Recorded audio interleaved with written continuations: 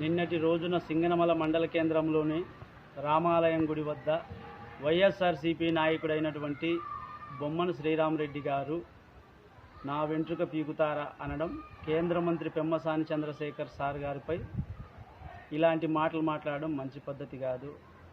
అందుకే గత ప్రభుత్వానికి భిన్నంగా ఈ ప్రభుత్వం పనిచేస్తుంది.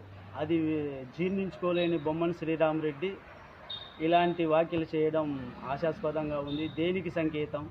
ప్రజలను భయభ్రాంతులకు గురి చేయడం, ఇలాంటి మాటలు మాట్లాడడం. అందుకే గతంలో పాలకులకి, వైఎస్ఆర్ పార్టీకి నాయకులకి 11 సీట్లకే పరిమితం చేసింది.